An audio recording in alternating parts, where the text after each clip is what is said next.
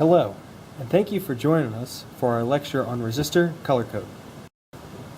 All resistors are represented by a banded color code that translates to a numerical value.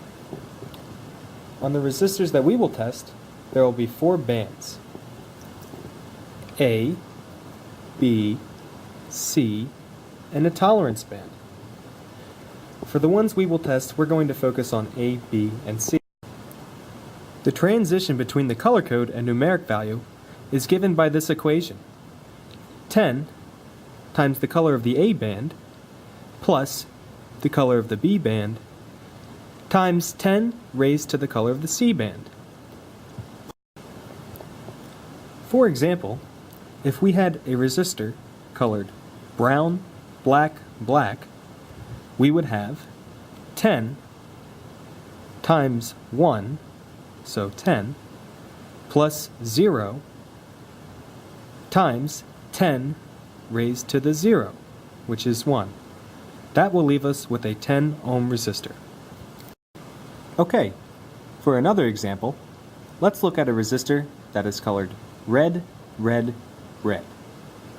Now that will be red's value of 2, so 2 times 10, 20, plus 2, 22, times 10 to the 2, 100.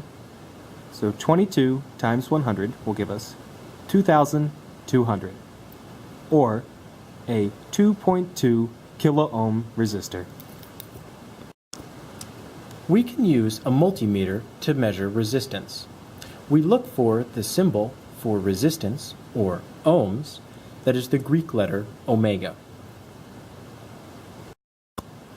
Let's measure one of the resistors that we talked about earlier. This will be the 2.2 kilo ohm resistor.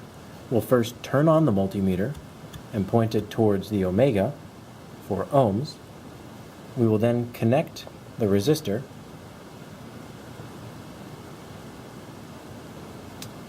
and see that the value is 2.165 kilo ohms. Remember that earlier we mentioned the tolerance band. This is the 4th band on the resistor. In this case, we calculated that the resistor would be 2.2 kilo ohms. However, we see that the value is 2.166 kilo ohms. Why is this? This is because our resistor has a gold tolerance band, meaning that its value can be anywhere within 5% of the signified value of 2.2 kilo ohms.